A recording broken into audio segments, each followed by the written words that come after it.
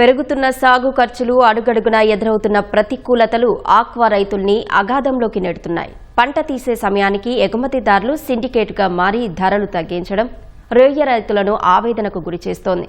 పెట్టుబడి పైపైకి పోతుంటే రాబడి దిగజారుతోందనే ఆవేదన వ్యక్తమవుతోంది. చెరువు గట్టుపై మీసం మెలేయాల్సిన రొయ్య రైతు కుయ్యోముర్రో అంటున్నాడు.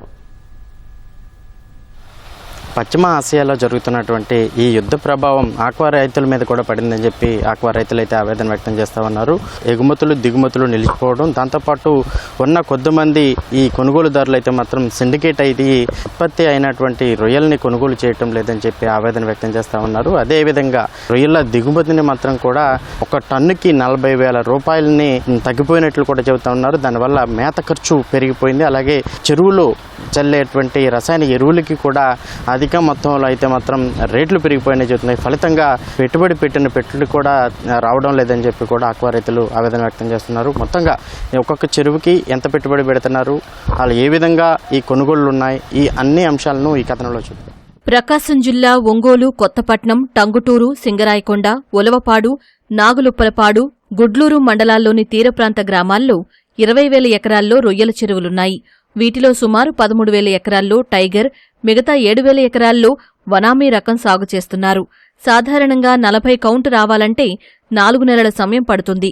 ఈ ఏడాది ఎండల తీవ్రతకు ఆక్సిజన్ సరిగ్గా అందక చెరువులోనే ఎక్కువ శాతం పిల్లలు మృతి చెందాయి. 10 నుంచి 15 గ్రాముల మధ్యలోనే ఎదుగుదల నిలిచిపోయింది. లక్షలకు లక్షలు పెట్టుబడి పెడుతున్నా దిగుబడి రావడం లేదని ఆక్వా రైతులు వాపోతున్నారు. 2014లో మొదలుపెట్టినప్పుడు 250 రూపాయలకి 100 కౌంట్ కొన్నారు.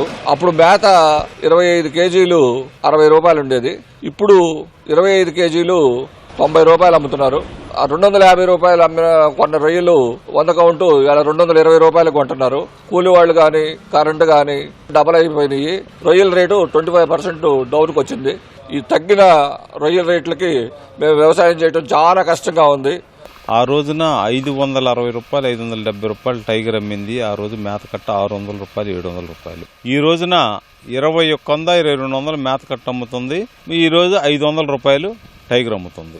గవర్నమెంట్ కానీ ఫిషరీస్ వాళ్ళు కానీ ఈ మందులు అవసరమా, ఈ మందులు అవసరం లేదనేది కూడా ఎవరు చెప్పేవాళ్ళు లేరు. టెక్నాలజీతోటి రైతుకి ఫీడ్ తయారు చేస్తే 50 రూపాయలు 40 రూపాయలు ఫీడ్ తయారైంది. 50 రూపాయలకి దాంట్లో సబ్సిడీ ఇవ్వండి, లేదా రైతులకు అప్పచెప్పండి, ఫ్యాక్టరీ కట్టి మేము రన్ చేసుకుంటాం. ఎప్పుడైతే ఫీడ్ ఫ్యాక్టరీ మీద గనక వీళ్ళెవరు గనక ఆధారపడకుండా ఉంటే వాళ్లే దిగొస్తారు. దీనికి తోడు మార్కెట్లో రొయ్య ధర పతనమవడం మరింత ఆందోళన కలిగిస్తోంది. 100 కౌంటున్న కేజీ రొయ్యల ధర గత నెలలో 270 రూపాయలు ఉంటే ప్రస్తుతం 230 రూపాయలకు పడిపోయింది. 90 కౌంటు రొయ్యల ధర 280 నుంచి 240కి దిగజారింది. 60 కౌంటు ధర 310 నుంచి 300 రూపాయలకు పడిపోయింది.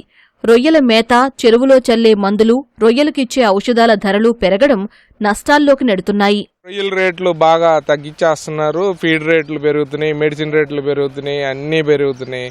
గవర్నమెంట్ నుంచి ₹1.5 కరెంట్ అంటున్నారు కానీ అది అందరికీ రావట్లేదు. చాలా ఇబ్బందికరంగా ఉంటుంది. ఇండికేట్ అయిపోయి రేట్లు పెంచట్లేదు.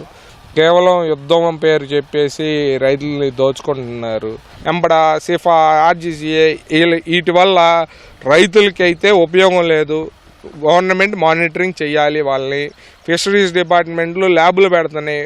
మాకు ల్యాబుల వల్ల ఉపయోగం లేదు. హ్యాచరీలో సీడు వాళ్ళని టెస్ట్ చేసి బాగుందని బయట బోర్డు పెట్టమని చెప్పండి, మేము వెళ్ళి కొంటాం.